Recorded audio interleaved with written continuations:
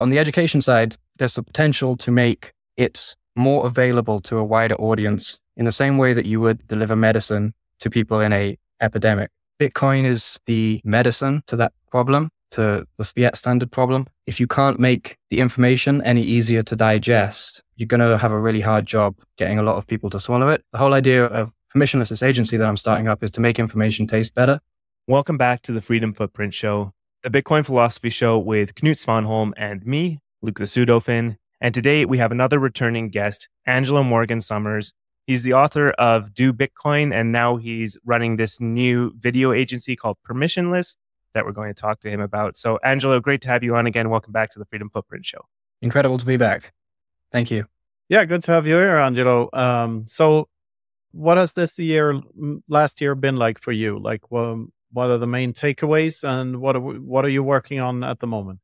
So yeah, it's been a year. It's been busy. I sort of spent most of the time working on the YouTube channel for First Bitcoins. So I was producing educational videos, which was great experience for me to sort of get better at my video stuff, because that's always been my main hobby on the side. But also just to like whack your brain a little bit and try and find new ways to explain things. I think it was it Sigmund Freud that had that quote, if you can't explain it to a 5-year-old, you don't understand it, or something like that. That's the approach I try to take with learning anything. And so when you're producing videos that are aimed at like as wide a net audience as possible, it really makes you have to sort of think how you can take these complex ideas that often hide behind highly jargon-like language, and then try to, one, visualize them in the medium of video, and also just explain them in words that the average person will understand. So I was doing that for a while, and yeah, it was a lot of work, but really fulfilling as well because it's Bitcoin. And so yeah, what about you guys? Well, we've been doing this amongst other things. But is the Fast Bitcoins channel still up? Can we still see the videos? Yeah, the channel is still up. The videos are still there. The company isn't, unfortunately. I don't want to yap my mouth on too much about that. I don't know what I can and can't say, so I better shut my mouth. But yeah, the channel is still there. And so the videos like ghosts still exist on the internet, and you can still watch them. So that's good. Yeah, they're highly recommended. I love those videos. I mean, you're a really good explainer. And yeah, you do it with eyebrows. That's how I'd explain it. There's some hidden humor in all of it, and I love it. Yeah. I was going to say, I had somebody message me the other day, an old friend who I was trying to orange pill for ages and convince him that, he should sell all of his crypto tokens and everything. And he just wasn't hearing it. And he just messaged me after not hearing from him for months. Like, I sold all of my Ethereum and all of my crypto and put it in Bitcoin. I was like, what? Finally? Great. But why? Like, how come you've suddenly had this? He was like, it was your proof of stake video. And I was like, yes. So that's a win for me. I've converted one person. So all of the efforts were worth it as far as I'm concerned. You probably converted way more than one. I mean, we can never know how much impact these things have, but I suspect they have more impact than we can imagine. And if we orange pill someone who becomes something later on, then, well, there you go. That's network effect education or whatever. So you visualize the ideas first. So if someone asks you, what is Bitcoin? How do you visualize that and explain it to them? That is a very awkward question, because so the Bitcoin, it's like, how would you visualize Bitcoin? The network is very different, because that's quite clearly, you just have a network diagram. But then how do you visualize an actual Bitcoin is awkward, because, the only reason you see things is because there's some substance there for light to reflect from. But Bitcoin is like an endpoint of information, of matter, because there is no actual Bitcoin. You can't highlight the line of code of one Bitcoin. You could highlight a UTXO, but the UTXO isn't actually the Bitcoin. It's the unspent transaction output of a Bitcoin transaction. So all you have are Bitcoin transactions. You don't actually have any Bitcoins. So if they were something to be visualized, light wouldn't reflect off them. So it would be hard to have something visual that represents it, because then you're placing it in the realm of the existent. But Bitcoins themselves aren't existent. They're like an emergent property of the way in which a certain system functions, rather than an actual. But I guess you could argue that matter is the same, but I don't know. I haven't thought about that yet. Yeah, I'm asking because I'm trying to I'm toe dipping in this part of the rabbit hole when trying to explain why ordinals are bullshit. And like the first thing, like how do you explain the difference between a Satoshi and any other data? And the way I see it, the Satoshi is something more than just data. All the numbers and all the information can be copied, but a Satoshi can't. Like the Satoshi is attached to the secret someone is keeping.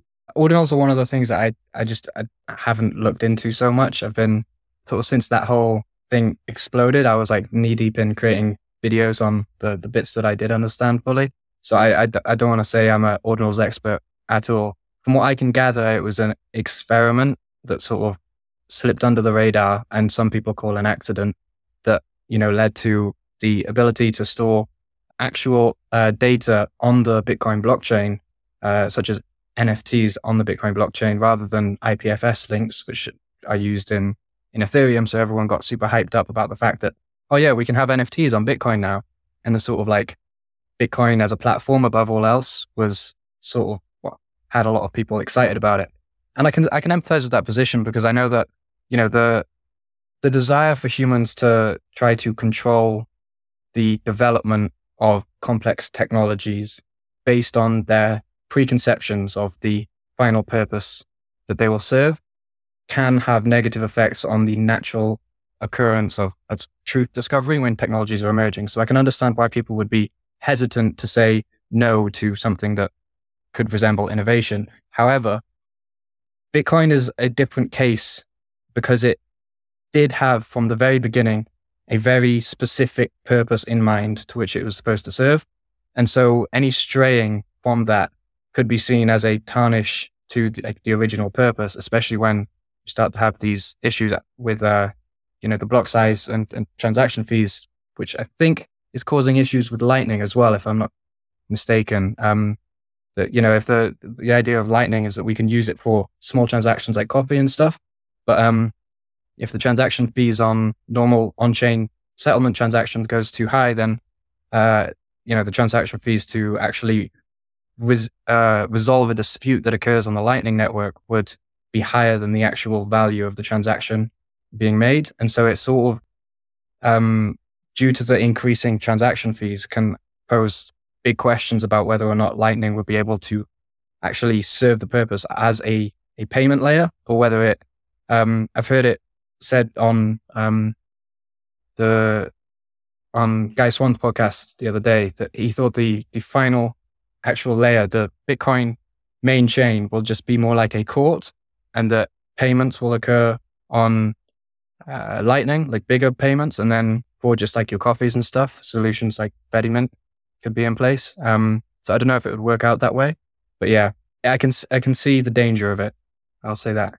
Yeah, so this layering thing is interesting, and also like Bitcoin's going to do what Bitcoin's going to do, and we can mostly just observe it, and it takes a lot of time and effort to influence any decision making or make a change to it. So I guess we'll have to just adapt to what it is, and I think a lot of people have this conception that they know what it is and what it's going to do, and therefore they get disappointed when it behaves in other ways than they expected it to behave.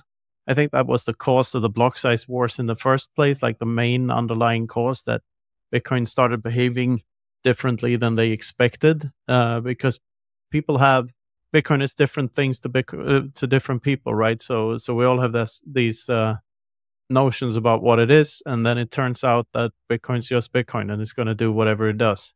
Yeah, that was sort of what I said at the beginning, which is like, yeah, when you try to control or sort of enforce preconceptions on the way in which a technology should develop, you risk averting like the actual process by which accidental great discoveries are made, like the whole thing with gunpowder originally being developed as a medicine and then completely changed warfare and everything forever. And rubber, I think, was an accidental discovery. Like lots of things are accidental discoveries just from throwing shit at the wall and seeing what sticks. Are ordinals another case of that, where people think, oh, let's see if we can do NFTs, and then it ends up being used for something else, which is actually kind of cool. beyond cat pictures. Maybe, maybe not. I think to say that you know for sure is hubris, and they're already there. And so I think, I mean, correct me if I'm wrong, but it's not something that can be undone at this point, is it? Well, it could be undone by a soft fork, even, I think, if I'm technical enough to explain this. But the op return, the size of the op return could be reduced so that you wouldn't be able to attach arbitrary data to a transaction in the same way. Because, like, the way I see it, the Satoshi is different from all other data on the time chain, because the Satoshi is more than just data. It represents the ability to which the user is able to change the time chain, because you can move the bitcoins, and this is all done by keeping a secret, i.e., knowing a private key. And the all the other data isn't. It just isn't. It's there. It's visible for everyone, and it's not attached to the Satoshi in any way. It's attached to the Coinbase transactions, to the Coinbase transaction, but not to the actual Satoshi. So they sort of just pretend that it is like a serial number on a dollar, but the serial number leaves the dollar as soon as it moves. And if someone ends up coin joining that Satoshi, for instance, you can't backtrack it to the Coinbase transaction and see where it came from. And so the whole thing is just a charade, in my opinion. Yeah, that would be a soft fork, I'm pretty sure, because it's constricting the rules, right? If you're reducing the size of the op return, then yeah, that's a constriction. So it would be soft. This actually doesn't have to be a fork necessarily, and this is what Ocean is doing, and Luke Dash Jr.'s Bitcoin Knots implementation. He just doesn't relay transactions that have this op return higher, right? And so lower op returns are still in consensus with the rest of the network, right? And so theoretically, more people could just adopt to not relay transactions that have higher than this op return limit. But I guess the idea would be that if you say from now on the op return limit has to be smaller, then I think that's a fork. But right now it's happening without a fork. Yeah, which is even better, because like all forks there's a danger to forks in general. Like changing the rules is sort of missing the point. Like there's a good argument to be made for never changing the rules, or Bitcoin conservatism, if you'd like. There are good arguments to that, because it's hard to foresee second and third order effects of changing anything in the protocol. But I guess, yeah, if you're running a node, put your spam filter on so you don't have to see these things if you don't like people scamming other people. I mean, to me, it's like buying a star in the Andromeda galaxy. Like, it's there, but it's not really yours, is it? Anyone can see it. You can't do anything with it. It's just there. So that kind of solution could only take place at the level of the mempool, though, right? Like, in terms of what transactions get relayed before confirmation, because once one's actually been confirmed and a block has been mined with one of these transactions, you can't ignore it, right? Unless you want to split the chain. No, the transactions that have already been made are there forever, unless we hard fork and censor and stuff. But still, they're only in the Coinbase. As to my knowledge, this is the disclaimer here, but to my knowledge, they're only in the Coinbase transaction, and they don't follow the Satoshi anywhere, unless you copy the data and do it in the next transaction as well. But what's the point of doing that? Yeah, I think definitely anything that poses a threat to the fungibility of Bitcoin, I'm like staunchly against, because I think that could be an actual sort of death sentence over the long run. But yeah, what you're saying about it being hard, it reminds me of that Chinese story, the one about the guy whose son, he's out in the wild and he finds a bunch of horses, and the whole village says, "Oh, nice, well done, you found some horses." And then he goes, "Oh, we'll see." He brings them home, and then his son's riding on one the next day and falls off and breaks his leg, and the whole village goes, "Oh, you're so unlucky, You wish you didn't find all those horses. Your son wouldn't have broken his leg."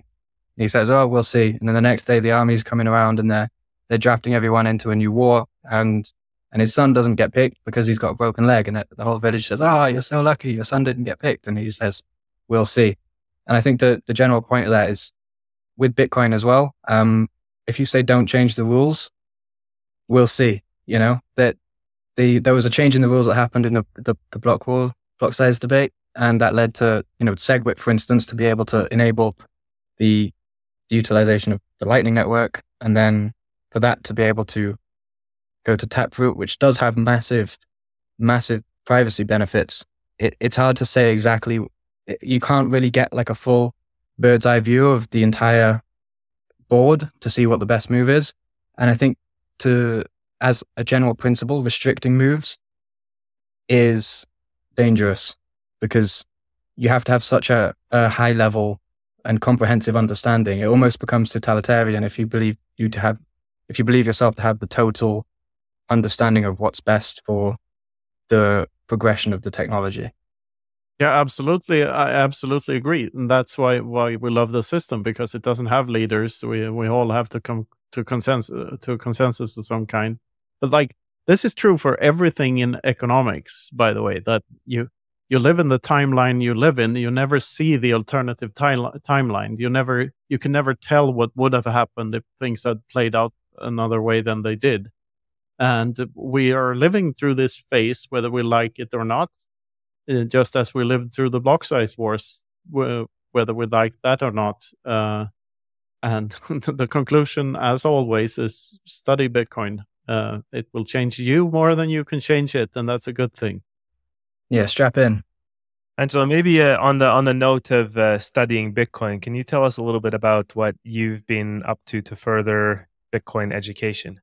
Yeah, so I would say I was working on the YouTube channel project for the past year, but that's sort of stopped now. And I think while there is definitely the need for more education that suits a wider audience, because at the end of the day, this type of conversation, it's hard to get people even interested in the first place. And I think one sort of axiom that has to be taken as true when considering how to get Bitcoin adoption is that the majority of people just don't care and they won't care about the technology or why it exists or who created it or what Satoshi means, what Nakamoto is. They just don't have the time or energy to even be learning anything outside of the job they do to pay their way. And so, I was speaking to Obi, and not this last Amsterdam, but the one before that. And when he was explaining his whole project with Fedi to me, he made the point that until it's actually profitable for these people to use it, until it actually benefits them in some material way, the utilization won't be there. And so I think there's two approaches to the adoption. There's one, which is like just make it work for people so that it benefits their lives. And if it's reducing the costs or increasing the outputs of their labor in some way, they will use it because it's just like the thermodynamics of it. It adds leverage to their life. They put in their works for labor and it stores that energy better. So there's that approach. And then there's also the approach of, well, the thing is an idea. And if we want people to grasp the magnitude of the idea, then they have to get the idea. And the problem with Bitcoin, it's not something you can hold in your hand, right? It is something that is conceptual to its core. And so there is some level of large scale conceptual understanding that I think has to be reached over the long run if we want people to hear of things like CBDCs and rather than think, oh, that's what it is now, we use CBDCs, they think, oh, that's an option on the table. Because that's, I think, the purpose of Bitcoin is to get to a point where it's just increasing the optionality of the average person so that they don't have to be subjugated to tyrannical levels of leverage held up on them by those who stand to gain from the current structure of the financial system. So that's sort of the point of, that was my viewpoint on what needs to happen for adoption. I'm not smart enough to work on the tech stuff that makes it actually beneficial to people in their lives. Unfortunately, I would love to maybe sometime in the future if I spend a lot of time learning. But on the education side, I think there's the potential to make it more available to a wider audience in the same way that you would deliver medicine to people in a epidemic. I think we need to take the whole modern monetary theory and the sort of zeitgeist of current financial operations as an epidemic at the level of memes, and not memes like funny pictures, but memes like the brain things. And Bitcoin is the medicine to that problem, to the fiat standard problem. And so if you can't make the information any easier to digest, you're going to have a really hard job getting a lot of people to swallow it. And so, communication of any idea, or education is just communication, and the communication of any idea is limited in large part to the medium that's used to get your point across. And I think video is, everybody's paying attention to video, especially, the average Joe that just got home from work. They might have time for a 1-minute video. They're probably not going to read the Bitcoin standard. And so there has to be a solution for those people where we are taking into account the fact that if the medicine tastes like shit, people aren't going to drink it. And we need to make the medicine taste a bit better. And so the whole idea of permissionless agency that I'm starting up is to make information taste better. And the way that you do that, I think, is by playing the game of attention at the same level as other industries. And I think at the moment, Bitcoin, there's some great content being created by a lot of people, but if we could increase the production value of that and make it up to the standard of creators that are competing in much more competitive domains, such as just general finance or economics content creators, then we should be able to reach a larger audience by speaking in tones that actually sort of resonate with them better. So long term, I think, I've got some plans for potential documentaries and stuff, which would be great. But yeah, that's sort of where I want to position myself in the whole race to get people to understand Bitcoin. Because I come from a video background, so it's sort of combining the 2 points of knowledge. All right. You might have noticed that we've recently partnered with Amber App. After our episode with Izzy, their CEO and our close friend, we knew we would have to partner with them in some way. If you haven't seen our episode with Izzy, definitely go check it out. You'll see why it's such a great fit. And honestly, they're following the orange glowing light like Izzy always says. And that's exactly what we try to do here at the Freedom Footprint Show. The big news about Amber App is that they're going to be launching their version 2.0. I've seen some of the screenshots and it looks fantastic. They're going to be including a non-custodial on-chain wallet, an anonymous Lightning wallet, a fiat wallet, and finally, it's going to be an exchange, of course. It's going to be just this super app. They're also going to be launching globally. Everyone's going to be able to use it. We're really excited about all that. Stay tuned with us and you'll hear all about it. And for now, check out their website, amber.app, and the episode with Izzy to find out more. Next up, Wasabi Wallet, the privacy by default, open source, non-custodial Bitcoin wallet with CoinJoin built in. It's the easy-to-use, comprehensive, affordable way to make your coins private. And the best part is they've been making huge improvements to the app. They're really focusing on the user experience, adding advanced features for power users. They just keep getting better. You send your coins to your Wasabi wallet and they get combined with loads of other coins using the Wabi-Sabi protocol, so they're private on the other end. Your tracks are covered, so you can work on expanding your freedom footprint without worrying about your privacy. So, check out wasabiwallet.io and download Wasabi today. So, in terms of memetics, like if you try to take the pulse on your generation, do you think we're like, where are most people at? Are they like, is this era of wokeness and just doing what you're told, is it coming to an end? Does the opposite, like the freedom footprint side of humanity, is that are we multiplying? Like, do you see that in your life? Like, what are your thoughts there? I think definitely. Just from like the people that I know in my generation, that the sort of energy around any sort of conversation around Bitcoin or money in general 5 years ago was, much less enthusiastic, or there was much less enthusiasm to discover more than there is today, because I think today people are feeling the effects more of the failures inherent in the current system. Inflation, I think, and just the cost of living in general has shown people that, these problems actually might be a bit more personal than you thought. You think a lot of people see it as these high level things that occur at the level of the state and the government, and it's not their problem, and they're just subject to it. But as it starts to burn more, people start to think, am I just subject to it, or do I have some say in this? And that dissatisfaction, I think, is beginning to be the cause of, or provide the activation energy for people to move towards more financial literacy and just better understanding their own optionality. So yeah, but the wokeness thing, I think vast majority of people my age, it's just completely, it's fucked, I'll be honest. The vast majority of people that I meet from my age, it feels like they're not using their own brains. It's sort of like a hive mind, unfortunately. But I think that's just a product of the amount of time and attention that is spent on, their social media sort of echo chambers.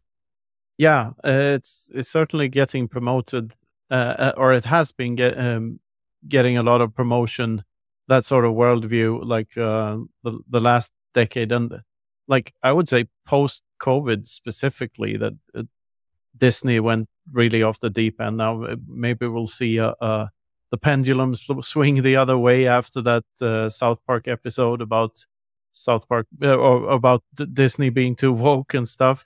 I mean, I'm just worried what the pendulum swinging the other way looks like, because I mean, you wouldn't want to get into a society where gay people are thrown off rooftops and stuff. Like that's not optimal either.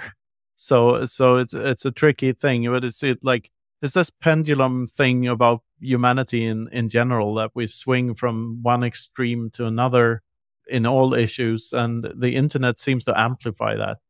I think from my intuition is that the pendulum is so far in one direction for my generation at the moment that for it to swing the other way would require some catastrophe that deeply burns them all and associates that burn with the current positioning of the pendulum, if you will. And I think what will likely happen before that, that's like very much an impact-based change. Something bad happens and everybody swings the other way reactively.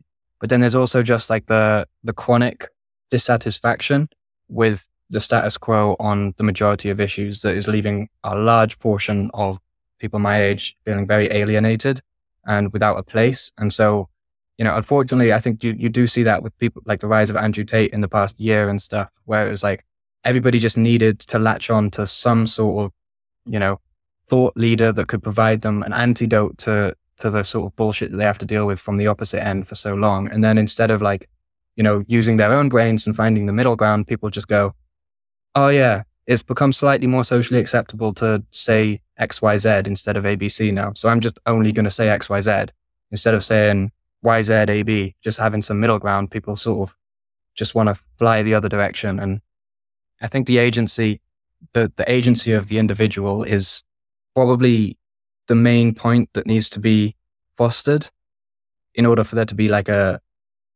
just a better society in general. Because to me, it just feels, when I speak to a lot of people my age, it just feels like there's very little agency there when it comes to opinions and perspectives. It's almost like they do some sort of subconscious cost-benefit analysis of saying things that are tied directly to their reputation. And because there's no North Star after God died, everything stops at the skull. It's just like the ego and then nothing above.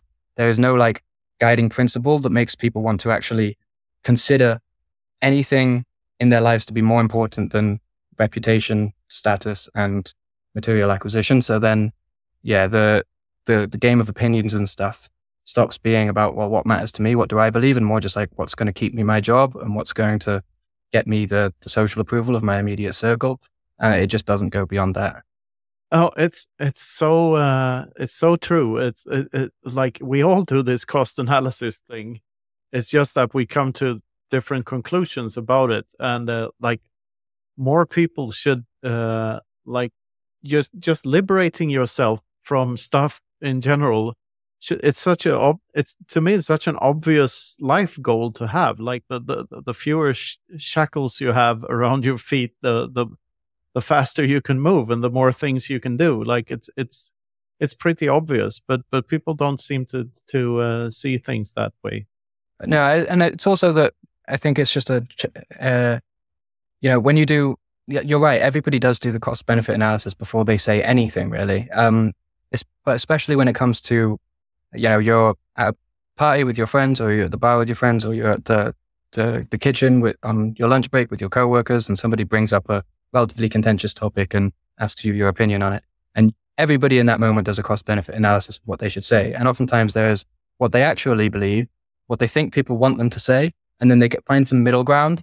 And I think the degree to which they sway towards what they actually think versus what they think they want the people around them want to hear, I think is a good proxy for understanding what principles orient that person in the world. So if, for instance, freedom is a very strong orienting principle, then saying something closer to what they actually believe is going to be more likely, because freedom of speech, right? You should be able to say these things and sort of just let it ride out see how it unfolds after you say it. But then if reputation is much bigger or pride is much bigger, then yeah, they're going to want to sort of play the part more. And I do think in the incredibly secular world that we're in right now, it's going to be hard to get people to see much as more important than what John Vervaeke says is the success on the horizontal axis. So he posits this idea that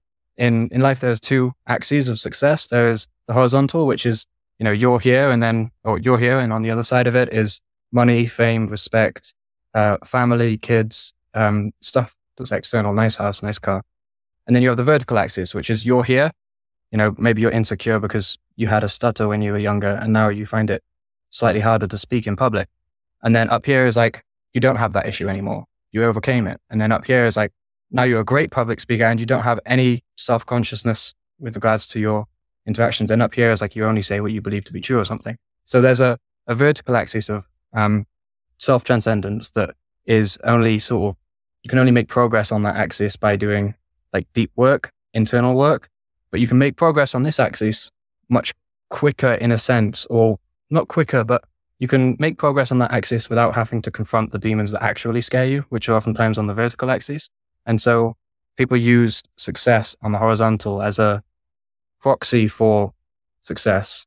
But I think the actual success is done vertically. And so people are more concerned with being seen as successful than they are with being successful. And a lot of people don't even know what that means to them. And so when there is a question arises and, what do you think about XYZ contentious topic, people are more likely to choose whatever just fits their social group because they're not oriented vertically, you could say. I butchered that whole explanation, but you get the point. No, it's beautiful. But I what I have a hard time with is how it's connected to secularism, because to me, this is more akin to organized religion behavior, where virtue signaling is everything, showing that you're a good Christian or a good Muslim or whatever. It has turned into, since the state has so much control now because of fiat, it has turned into an organized religion where like signaling that you're a good statist becomes the main virtue signaling mechanism, instead of maybe 100 years ago when, I go to church every Sunday. Like it's so just another religion replacing the old one.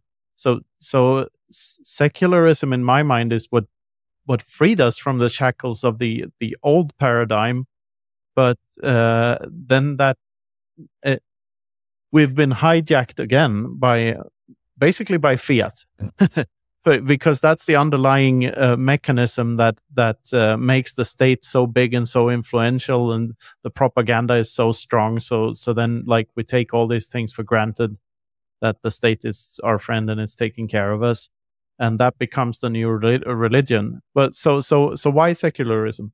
For exactly that reason, because when religion or when God died, it left a power vacuum in a sense that needed to be filled by something. And like you said, when you see the world as more or less figured out by science, that there was some spontaneous chemical reaction that happened on accident, and now you're supposed to call that you become a brain floating around in a weird box that's sort of piloting this meat machine that has no real purpose because it's all an accident and nothing really matters. And you devolve into nihilism. When you devolve into nihilism, the lack of meaning, I think, I think a symptom of the lack of meaning that people have in their lives is a redirection towards hedonism. And I think hedonism is a driving cause of a lot of these sort of unvirtuous virtue signalers. Yeah, but the cure to that is not going back to some pretend thing, right? Like if you're just pretending that you know what happened, then that's just as bad in my mind.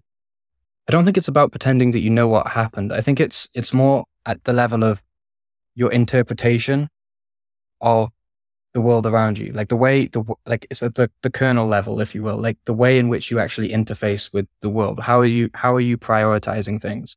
And a large part of the question of how are you prioritizing things is based on the context, and in large part to prioritize is to serve a purpose. When you make a prioritization, it is towards a particular purpose. And so devoid of purpose. This is Misesian. Human action is purposeful behavior. That's the first axiom of praxeology. Exactly. And human action, but even human perception as well, is an act of prioritization. And so when there are these acts of prioritization, they are to serve a particular purpose. And without any larger purpose than self, all of the prioritization is based around self. And then you have, well, like you see in the US, massively rising rates of narcissistic personality disorder. More antisocial personality disorders are increasing massively over the past 50 years.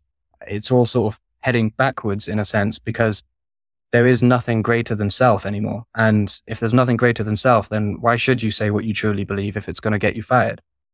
Yeah, still, this ties back to our conversation with Jeff Booth with about how the main takeaway I got from that is like reality is reality is a reflection of consciousness back at you.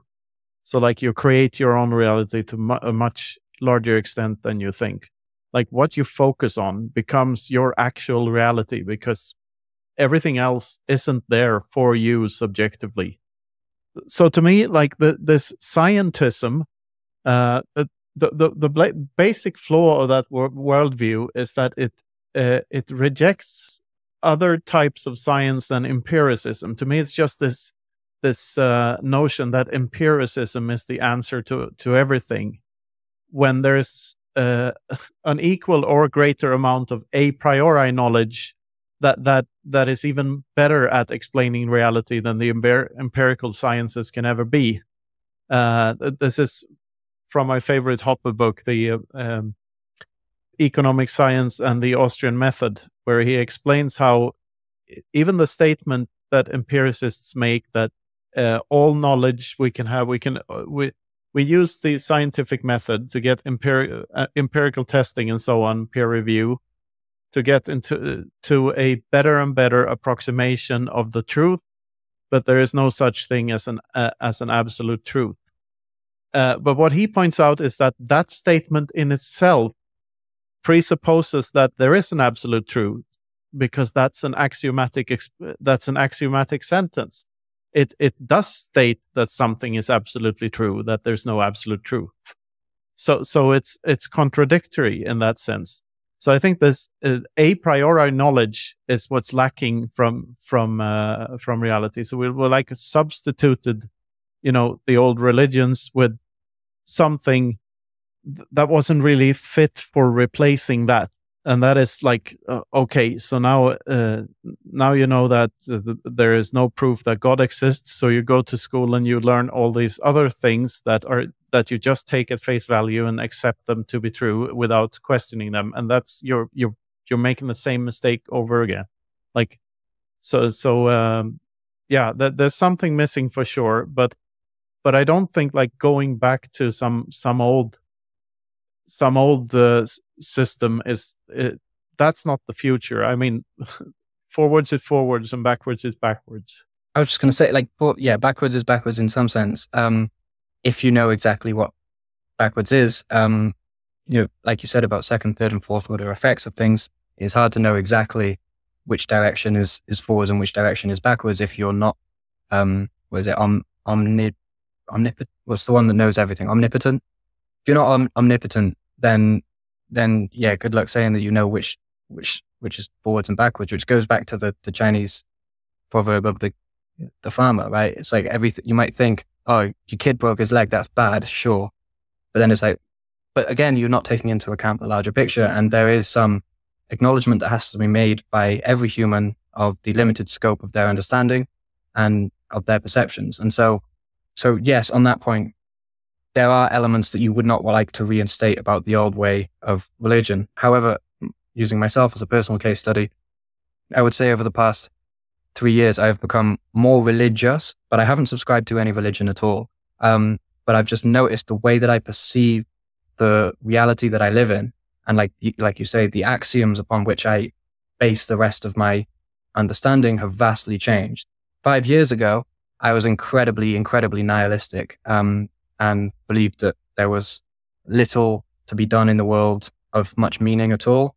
And it was all sort of accidental and just do whatever because you're going to die anyway. And I tried to convince myself that it was optimistic nihilism, but failed in that, because it made me very pessimistic. And I think it fosters bad behavior in a sense. And I think at the core of that, it's not that now I think that the only way I can sort of explain it visually is this. Like before, there was some sort of hierarchy of importance, and it would stop here where the ego is.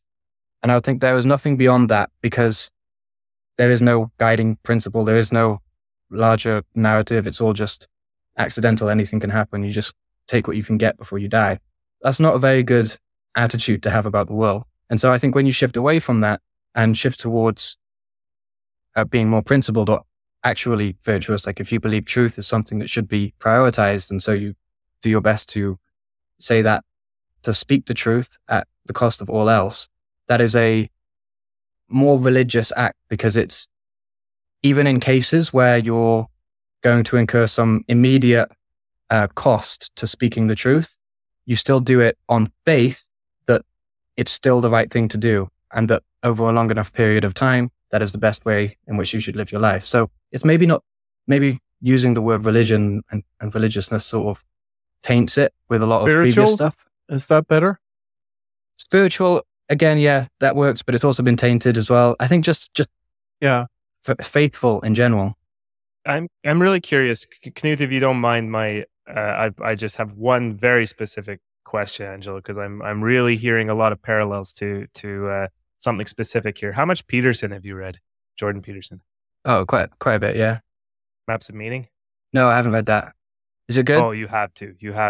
Oh man, no, everything you're saying about the perception stuff is just absolutely coming straight out of that. I think you'd love it. I mean, to me, the book is entirely about finding meaning in the absence of nihilism and in the presence of nihilism and explaining how meaning develops. Coincidentally, I'm in the middle of a series on Maps of Meaning with Rob Breedlove right now. So yeah, check that out if you like. Plus the lecture series and stuff. I will. And if you're into that type of conversation as well, I'd recommend one to both of you. There's a guy called John Vervaeke, who did a lecture series called Awakening from the Meaning Crisis. Definitely check that out if you haven't. And all the listeners as well, 100% check that out.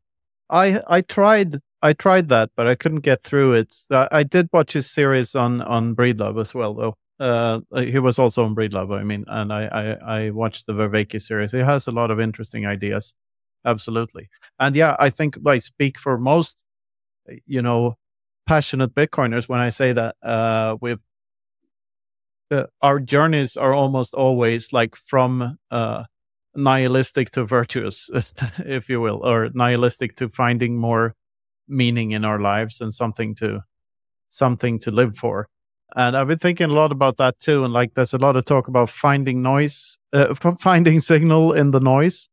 And to me, Bitcoin is not the signal, but it's the greatest noise remover ever, because it removes all the layers of noise from your life. So you don't have to worry about the noise anymore. And all of a sudden you can see this, what you were talking about before, the x-axis and the y-axis of what you want to do with your life. And then you can see more clearly, hang on, there's another axis here that is even more fulfilling to climb up than to just walk sideways on this materialistic thing. So absolutely. I think one of the best ways that I can tie that into the Jordan Peterson thing. Jordan Peterson had a quote. I think it was a Jordan Peterson quote. I'm not sure, but it might have been something from, I don't know, but it said something along the lines of one of the most, it was a posit of a potential ultimate purpose, which was the pursuit of truth in the service of love. And I read two interesting sort of definitions of both truth and of love recently. And while I'm explaining this, keep in mind the idea of money as language. So the definition of truth was as the inverse of deceit, right? And so you think the fiat system is deceit. By printing more, you're playing God, saying that you can add resources by adding the measurement of resources, silly stuff, but that's deceit. And so Bitcoin would be truth. So the pursuit of truth could be transposed as the pursuit of Bitcoin in the service of love. And I heard another interesting definition of love the other day, which was the generous interpretation of the actions of others. And if you are talking on like a conversational basis, that might be, somebody doesn't take out the trash, and instead of thinking, oh, it's because they're evil and they don't do anything good ever and they suck and they don't like me, it could just be they had a bad day. Maybe they're just not feeling it. I'll just do it now. So that's sort of like the generous interpretation of the actions of others. But economically, the way in which you interpret the value of the actions of others is with the compensation that you give them monetarily. And so the pursuit of truth in the service of love as an ultimate purpose, materially instantiated in the development of Bitcoin, could look something like the pursuit of Bitcoin in the service of the generous economic interpretation of the actions of others, which sounds a hell of a lot to me like, deflation, as Jeff Booth frames it, which is prices actually begin to come down and there becomes more value as exchanged per hands. There's more win-win transactions that occur. I don't know. It's an idea that I literally just had, so I'm still sort of winning it out, but I think there's something in there. Absolutely. It sounds like you're onto something. But like it's not only about finding better and more truthful transactions, it's also about removing unnecessary deceitful transactions. Like I think that's an equal or larger portion of what this is, because Bitcoin sort of incentivizes you to not spend and to live a more humble life, if you will. At least that's where it's the direction it has taken me. I mean, I wasn't ever very materialistic, but Bitcoin has sort of pointed out that, striving for more material wealth was just as bullshitty as I expected it to be all along. It's just that it's good to have a pile of money to feel safe, and to know that you'll be all right, and to know that, okay, I can do what I want with my life now, and then just start thinking about what that means. Yeah, for sure. I wonder if the freedom and safety are often put as opposing motivators today. Oftentimes, especially as it relates to the state often tries to buy your freedom with safety. They claim safety as something you're getting in return for your freedoms. Give us your freedoms, in return you'll be safer, we promise, because we know best, type thing. But like you said there, having a big stack does make you feel more safe. But it also makes you more free. So I was like, isn't freedom then something we could actually use as a metric to measure safety?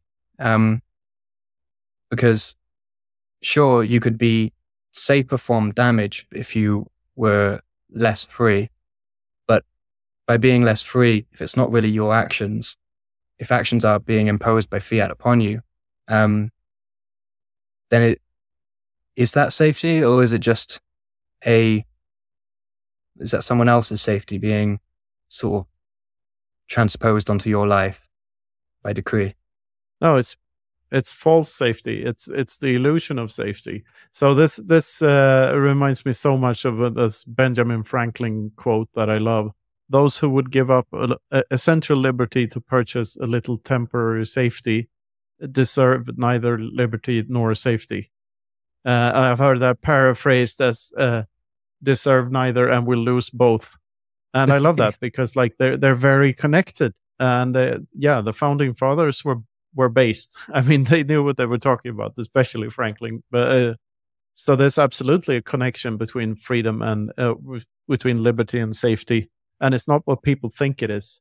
You got to be free to trip over some things and scar your knee every now and then. I think if you were to be forcefully wrapped in bubble wrap your whole life and sent about your way, would you call that safety?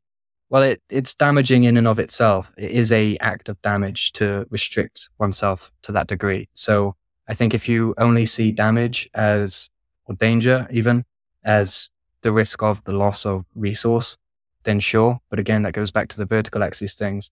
If resource is the most important, or resource accumulation is the most important thing, then sure, you'll feel safer when you're less free. But yeah, I think it's an axiomatic thing.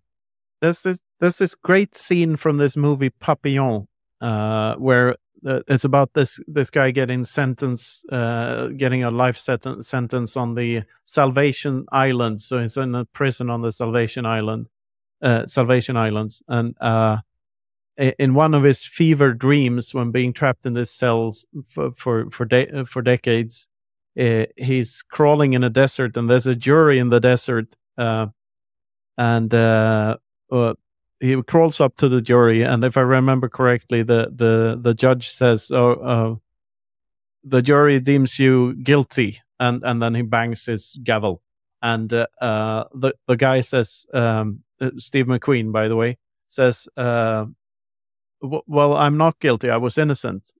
No, you're misinterpreting the crime. You're guilty of a wasted life. And to me, like that scene was profound. Like it's just, I have the image in the back of my head every time, because like all of the time, because my greatest fear, I realized, is a mundane life that leads to nothing.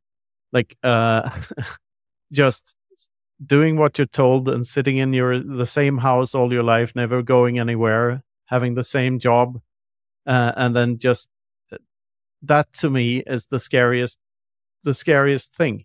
Like never exploring anything, never getting out of your comfort zone. Yeah, the best quote that I had, I used to do a lot of parkour when I was younger. I think I went over my story with you when I first got on, about the parkour accident, which led me to Bitcoin, funnily enough. So I guess the quote is even more true. But there was a quote that I always used to say when I was doing parkour, which was, a ship at shore is a safe ship, but that's not what ships are built for. It's like, sure, you can have, if you've got a ship, it's supposed to be out incurring the cost of large waves and the tides of the real world. If you keep it at shore, sure, it's safe. But like, again, safety becomes paramount if you lack purpose. The purpose of the ship is to be out at sea. If you keep it locked up in a warehouse or stowed at shore, then sure, you can get your safety, but there's a greater cost that is alluded to by the judges in the desert there. And I think if there could be some shift. Yeah, the other quote is, calm seas never made any good sailors, Right. Which is the same thing, basically. Yeah, and I think like the best safety net you can have is life experience. Like the more life experience you have, the safer you are against, things turning sideways and things not going the way you thought they would. If you have life experience, and if you know yourself, and if you can control your feelings to some extent, and know your mind, then you're better equipped to deal with uncertainty, which is what it's all about, I guess. Yeah, that's the whole idea of the vertical axis thing I was talking about, which is like horizontal might be, okay, how far did you sail? But then vertical is like, how good of a sailor did you become? And so, yeah, the focus on becoming a better sailor, I think, is a shift that needs to happen. The show is also sponsored by Orange Pill app, the Bitcoin-only social network where you can stack friends who stack sats. You can connect with your favorite Bitcoiners on the app, make local connections, and even connect with Bitcoiners around the world. You can see what's going on in your local area and connect with Bitcoiners around you. I've been to multiple events organized on Orange Pill app, and they brought Bitcoiners together from all over. And now with group chat, it's easier than ever to stay in touch with all of your Bitcoin friends. The best part is that it's high signal. There's no spam on Orange Pill app because everyone pays to be there. So download Orange Pill app on Apple or Android, send me or Knut a DM, and start building your local network of Bitcoiners today. Next up, the Bitcoin way. Their mission is to onboard, educate, and remove barriers to taking self-custody of your Bitcoin. They cover everything from cold wallets to nodes, no KYC Bitcoin purchases, inheritance planning, payments, and more. Whether you're new to Bitcoin or you're an experienced Bitcoiner looking to expand your freedom footprint, or you know someone who this sounds perfect for, the Bitcoin Way has something for you. They have a skilled team, well-versed in the Bitcoin space, and their goal is to make all the complexities of Bitcoin as straightforward as possible for everyone. And the best part is you can get started with a free 30-minute call with their team. Go to thebitcoinway.com/contact for more info. Our newest sponsor is Geyser. They are the portal to the creator economy on Bitcoin. On Geyser, creators can monetize their work through their communities in a social and engaging way, and supporters can send sats to their favorite projects. Geyser has also recently integrated with Zaps and Podcasting 2.0, so every Zap sent to a Geyser address shows up on the Geyser page. We have a Geyser fund ourselves. It's the best way to support our show directly with Bitcoin. So whether you're a creator or a supporter, check out Geyser at geyser.fund today. I do have one more question, by the way. I was listening to your Jeff Booth thing, and he started talking about free will, and I didn't quite get to the bit where you sort of gave your point on free will, but I think we'd have an interesting little 5-minute discussion on that. So do you think you have free will? This is a great question. I always answer that with one of my favorite Christopher Hitchens quotes, which is, "Of course you have free will. You have no choice but to have it."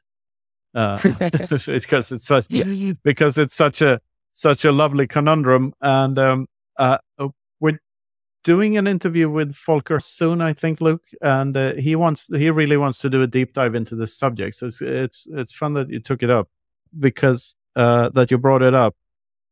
Because there are studies of how consciousness works, and the consciousness has a lag of like half a second or something. So when you think you make a conscious decision, the decision has not already been made by some other part of your brain, and consciousness is just like the movie playing up for your mind, like rationalizing what happened in hindsight.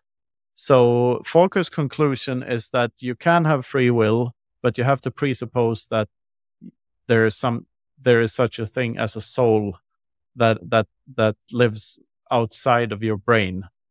Because how you run into some of these catch-22s with like, okay, so you think you control your mind? Well, you can't really control what thoughts come into it. Like, I guess you can control to some extent what thoughts you choose to be. I have a suspicion that you can choose focus, like you can choose what thoughts to focus on and what thoughts to discard to some extent, at least. But that I'm not basing that on anything else than intuition. But like a world where free will doesn't exist, that's to me deterministic and boring. I know that free will couldn't exist without entropy. If the universe was predetermined and you could figure it all out, and we didn't have unforeseen things, then free will couldn't exist. It's just impossible. So something is going on somewhere, and I don't know what it is. but I act as if free will exists, if that makes any sense. To paraphrase Peterson. Yeah. I think it's interesting. You could probably have an answer that sort of checks both boxes. If you just realize that there's more than one way to ask the question, right? Because so you can say you have free will, but what is you in that? Like, what are you referring to when you say you? Yeah, that's the conundrum.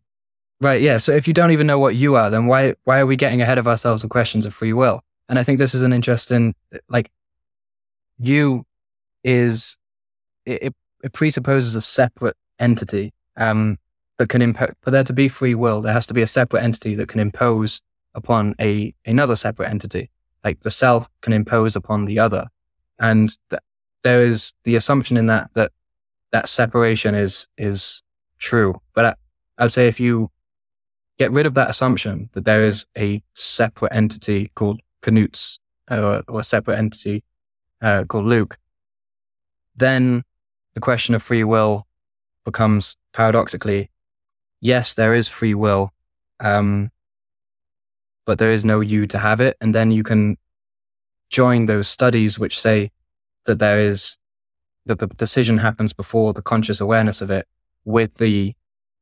and retain your sense of free will at the same time, because you kick the can back one level of analysis to the point of the actual axiomatic assumptions about the nature of self and other. That's very, very interesting. Did you ever hear about the meme theory of everything? No. Which is like trying to connect, like the big one in the natural sciences to connect the theory of general relativity with the quantum theory. And this guy had a good explanation. It's an article. It's on Medium, something, so you can check it out. Like the meme theory of everything, and he argues that reality is where our consciousnesses collide.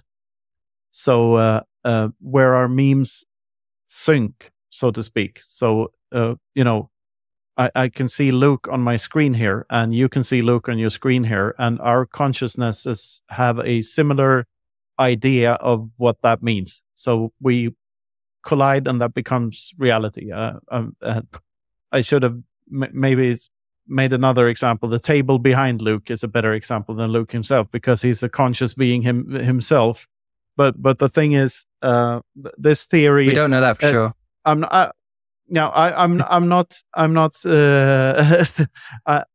not too familiar. I don't remember it too well, so I'm trying to do a TLDR on something I don't completely understand. But there were some takeaways. Like it would explain the Fermi paradox, because we couldn't sync with minds that were too far away from the Earth. So so reality on other stars don't mix with our reality simply because of the equivalent of a hash horizon in Bitcoin. You can't sync a node on Mars because Mars is too far away most of the time of the year, and you definitely couldn't sync a node on Uranus.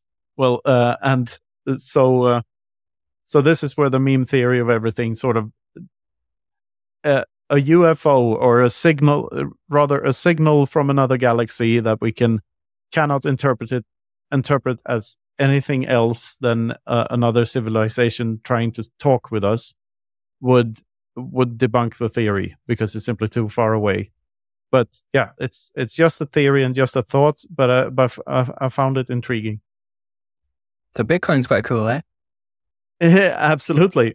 Because there's so many parallels between how it actually works technically with all of these exciting theories about reality and consciousness and stuff like this, like syncing time in this intra-subjective way instead of having this illusion of objective time when there's actually no such thing, and the time flows at different speeds depending on where you are in gravity and stuff.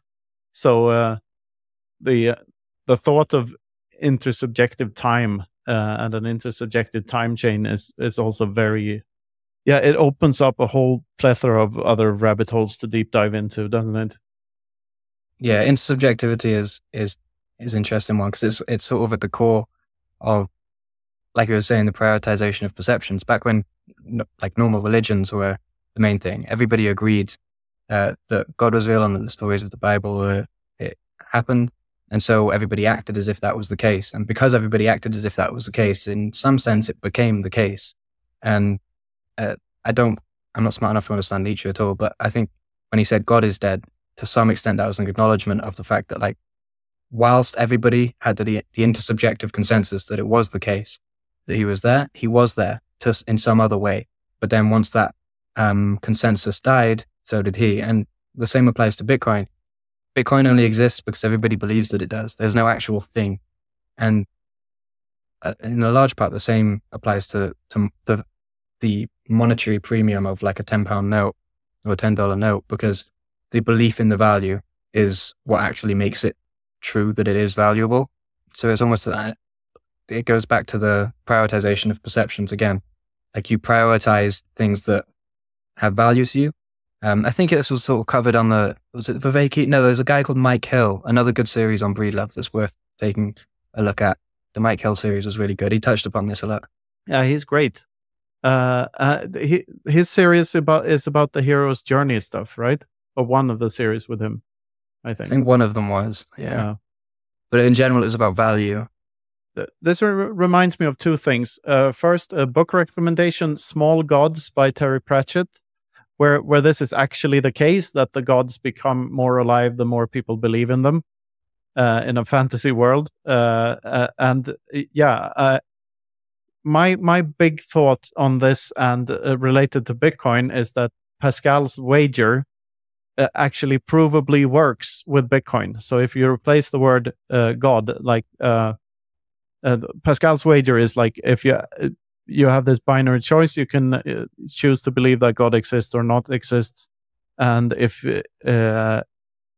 you choose to believe that God does not exist, you risk eternal damnation in hell and burning forever and stuff. So why not just act as if God exists, and then you mitigate that risk? The problem with Pascal's wager, as I see it, is that it discards all the other 5,000 religions that have a different notion of what the word God means. But if you do it with Bitcoin, if you act as if Bitcoin exists, you actually help it materialize in a very real and direct way. So if you take Bitcoin for a real thing, and not as most people think it's funny money and that it's a scam and it's a pyramid scheme and whatever, and they don't contribute to Bitcoin's existence, but those who live this thing and act as if it exists actually make it come into being in a very real sense. So I find that insanely fascinating, that it's actually a provable substitute for God. Yeah. Like it's the same with Bitcoin, right? If there were no humans to interpret the binary strings that make up the Bitcoin network, then there would be no Bitcoin network. It's the interpretation, it's the imposition of meaning onto those binary strings that gives it its existence. If there was no observer, it's kind of like that double slit meme that you shared the other day. The guy's looking away and it's the wave, and then he looks at it and it's the thing. If nobody's looking at Bitcoin, if there's nobody to interpret, I'd say humans are a part of the Bitcoin network because we are the endpoint interpreter of the code. We're the only part of it. All the numbers predated us. Like all the numbers were already there. Mathematics was there all along. It's just the perception. Like we are literally the Bitcoins. We are literally the network. All the computers are just fancy calculators who help us don't trust verify. So we are the thing. Like, and that's why a Satoshi is not just data. It's information for like, no, yeah. So there's a definition of the word information, which is like, it's data that makes sense to a person. And I would say a Satoshi is even more than that. So it's literally a part of you and me, and it cannot be copied like other data can be copied at all. It's the ability to move the Satoshi that is the Satoshi. The information about the asset is the asset, and so on. Yeah, I wrote an article when I was working at Fast Bitcoins that had a similar point, which is that if Bitcoin doesn't exist while it's static, if the only function it has is to move or to change hands, to change addresses, then it only it's like an emergent property that comes into existence at the point that it moves, because it's the only function that it serves. It can only move. And so while it's static, it's gone. And the only thing that when you say I own 2 Bitcoins worth of UTXOs, you're just owning optionality to bring those Bitcoins back into existence at the point at which they move. But if you're seeing it as we are the Bitcoins, then they could exist even when they're not moving. I've never seen it as that way. I say that they do because of a thing that Mises points out about money is never idle. Money always serves a purpose, even when it doesn't change hands, because it provides its owner with a sense of security and more optionality to do more stuff, and therefore lower time preference.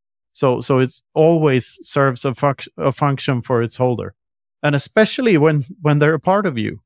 So like, yeah, I wrote an article about that, and I had a talk about it and everything. And the way I see it, the miner is not the ASIC; it's the guy who decides to buy the ASIC and plug it in and run the code. Because without that action, the ASIC is nothing. And and same thing with the nodes, and all the bitcoins reside within our heads because it's all about keeping secrets. That all the private keys are kept in a head somewhere, in someone's head somewhere. There is no private key that is. So the location of a hardware wallet, the location of a seed phrase, that's also a secret. It's also in someone's head. Right. In the same way that like numbers exist in your head, you can write them on a whiteboard, but you're drawing symbols, but the actual numbers aren't on the whiteboard then. It's the interpretation that gives the numbers their meaning, or the symbols their meaning. So the numbers only, same applies to Bitcoin. And here's a fun, this was told to me as a joke, but I love it so much. Bitcoin has always existed. It's just that the hash rate was 0 before 2009. Which is provably true. All the numbers were there. So it's absolutely 100% true. In that case, so AI cannot become conscious then, right? If it's just the interpretation of symbols that exist only within your side, there is sort of what if the blank canvas of reality is an interpretive, like a driver on a computer that interprets whatever material world is, and that's what gives rise to the human experience. But then humans develop their own interpretive structures that give meaning to things like numbers and binary, and then through the increasing complexification of that binary code, it then begins to resemble the humans that interpret it. But if it only has meaning, in the same way that Bitcoin doesn't exist if you take the humans out, if you take the humans out of the AI, then the AI doesn't exist either. It's the interpretation of it, right? I don't know why I've got balloons flying up. Love it. But yeah, artificial intelligence, like in my mind, it's not intelligence at all because it lacks agency. It doesn't have free will, and therefore it's not intelligent. So it's good at guessing what word comes next. It's really damn good at that, but I don't see it ever developing a mind of its own, not anytime soon anyway. And I think we're searching for if we truly want to make a sentient AI, I think we're looking in the wrong direction. Like I think we're searching in the wrong place for that, because I think it has so much to do with felt uneasiness and why you perform actions at all.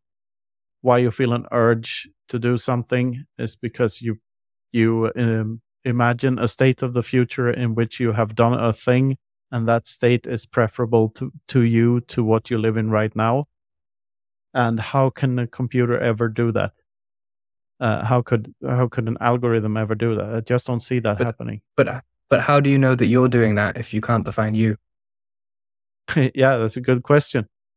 And because pain is again a relationary thing, and if you can't define you or can't prove that you is something separate than other, it could all be illusory, and then for pain is just a consistent pattern rather than a actual thing. Absolutely, all these dichotomies might be false on a very basic layer, but they can still be useful. I can still use the term you and use the term felt uneasiness in a context that makes sense.